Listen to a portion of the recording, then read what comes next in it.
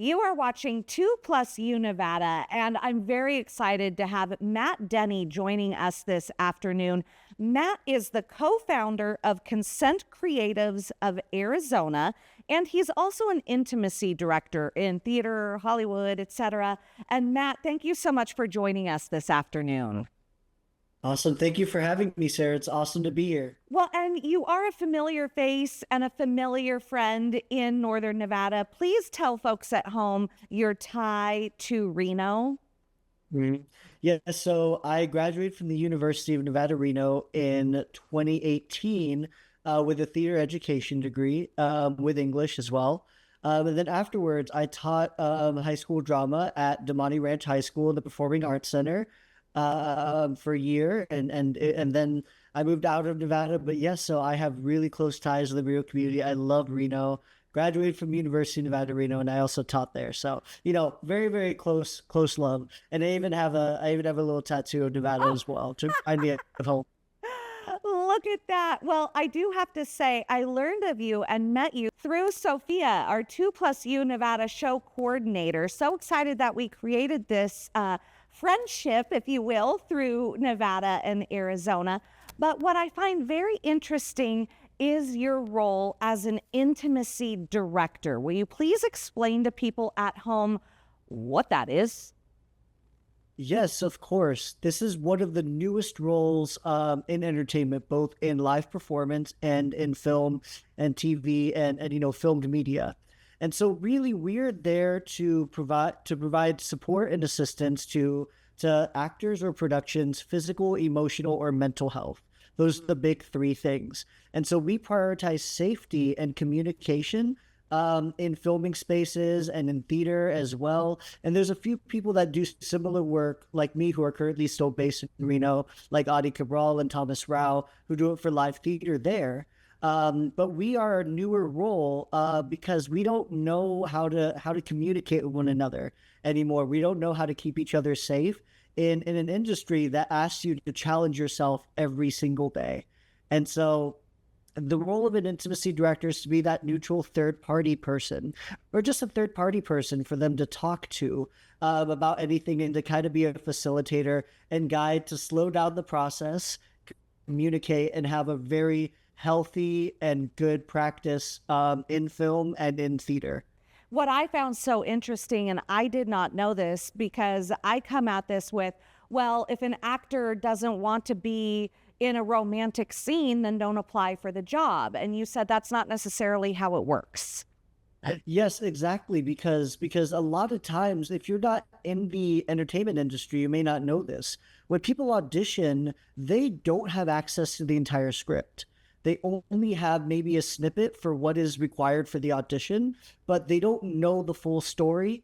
Sometimes it may be hidden or it may be under an alias name of some sort. They don't want the name of the project to be out there, but the actors may not have all of the information ahead of time. And to actually agree to something, you need all of the information, right? Ideally. And so you want to know what you're going to be going in to do for work that day. Sometimes, and most of the time in the past, that was not the case. You didn't know what you were going to do before then, before you actually came into work. And there is no direct human resources department for entertainment in every single play and every single musical and every single TV show that you're on. There may not always be a human resources department. We are not human resources, but we are a third party to help facilitate dialogue in the room. And Matt, we only have a little bit of time left, so I want to talk to you more, especially because there are some large court cases out there in the Hollywood area that we could certainly go delve into this subject a little bit more. But we are approaching the holiday season. And how do we have conversations with our children in age appropriate discussions about their own body autonomy? Yes, and I love this conversation because, especially around the holiday season, there's a lot of barriers that can be kind of negotiated and boundaries that are negotiated either thrust upon you or like, for example, when I was a child, I come from a large Filipino family. and I'm mixed race, and so I had Filipino on one side, and then white on the other side, and so two very different families with two very different cultures, right? And so as a child, I kind of learned, okay, negotiating how I feel with certain people. Do I want to give them a hug? Do I give them a kiss on the cheek? Are they big huggers? Do they handshake people? And so understanding that boundaries are different for other people, just as relationships are.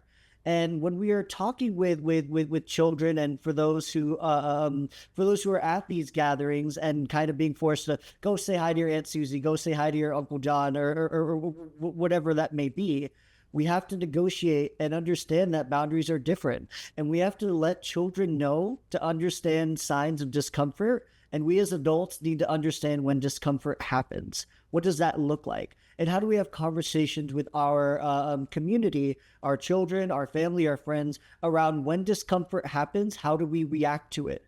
Do we keep pressing and just be like, it's okay, whatever?